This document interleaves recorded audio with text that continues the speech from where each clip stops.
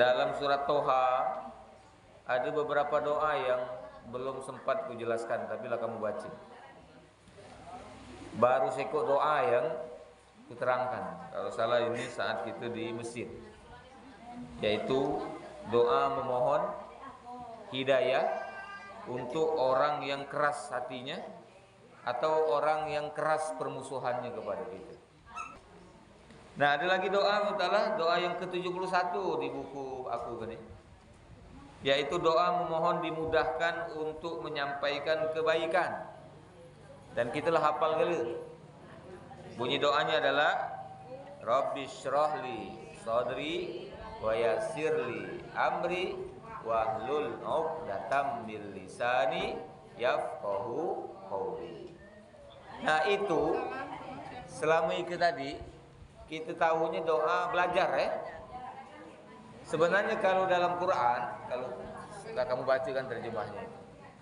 Ini doa Nabi Musa alaihissalam ketika beliau diamanahkan sebagai nabi dan rasul yang ditugaskan untuk tugas yang pertama Nabi Musa ini adalah mengingatkan Firaun, seorang raja di raja, penguasa luar biasa pada saat itu. Tapi sayangnya dia ini ingkar, sombong, kejam, zolim. Nah, Nabi Musa yang tahu karakter Firaun, karena selama 20 tahun lebih Nabi Musa ini hidup bersama Firaun sebagai anak angkatnya. Ya. Dia berpisah dari Firaun itu ketika Nabi Musa ini nampar seorang seorang pegawai Firaun yang zolim terhadap Bani Israel. Ditaboki, mati, sekali tamparan mati. Nah, berarti memang Nabi Musa itu orang yang kuat. Mati. Lalu dia takut dihukum. Ya, karena memang para pembesar Firaun itu sudah berencana ya nak ngadu ke Firaun, dan pastilah Firaun ini akan marah dan menangkap Musa itu ya. Lalu dia berlari untuk Allah ya.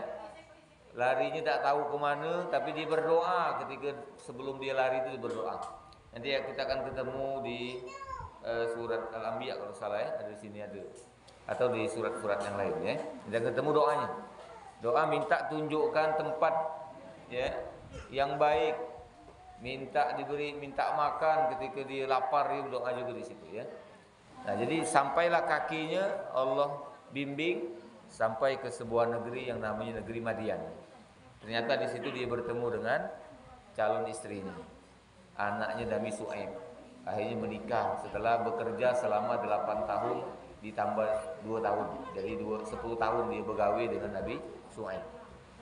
Nah, setelah itu baru dia balik. Nah, balik itu di tengah jalan diangkat oleh Allah sebagai Nabi Rasul yang sudah kita ceritakan ya. Nah, entahlah, tugas beliau ini adalah mengingatkan Firaun. Nah, karena tahu karakter Firaun ini, maka dia berdoa kepada Allah. Qala, Nabi Musa berdoa, Rabbi syrahli sadri. Ya Tuhanku, luaskanlah dadaku. Dia minta dadanya diluaskan. Maksudnya itu adalah minta hatinya itu diluaskan, jangan disempitkan ketika dia menerima tanggapan negatif dari Firaun. Lah diperkirakannya Firaun ini pasti nak bermarah dengan itu, pasti akan responnya negatif. Nah, dia minta kalau itu terjadi hatinya diluaskan, dadanya diluaskan sehingga tak mudah emosi, tak mudah lemah, tak mudah takut gitu ya, dan seterusnya. Jadi tak mudah kecil hati. Nah, model minta ya. Dan ini dia minta Rabbi syrahli sadri. Nah, ini kita perlu juga berdoa seperti itu. Karena kadang-kadang kita diuji oleh Allah dengan sikap saudara kita, sikap orang lain ya, omongannya. Nah, maka kalau kita dengar omongan jahat tentang kita ini dengan hati yang sempit, maka respon kita setidaknya bermarah atau kecil hati atau benci dengan orang tadi ya. Nah, ujungnya itulah yang kita terjadi. Tapi kalau kita minta kepada Allah luas hati, tak mudah itu. Tidak mudah ya. Nah, jadi Nabi Musa minta itu, Rabbi syrahli sadri wa yassir li amri. Dia minta dimudahkan. Ya Allah, mudahkanlah urusanku. Mendakwahi Firaun itu bukan urusan yang mudah. Ibu ya. Bertahun-tahun menghadapi Firaun itu Nabi Musa itu sampai akhirnya dia harus berlari, harus keluar bersama Bani Israel. Lalu Allah selamatkan di Laut Merah itu. Lalu apa lagi? Rabbi syrahli sadri wa yassir li amri wahlul 'uqdatam min lisani. Ya Allah, hilangkanlah kekakuan dari lisanku. Nah, jadi dia minta kepada Allah omongannya itu lancar, bagus, ya. Nah, ya Allah minta.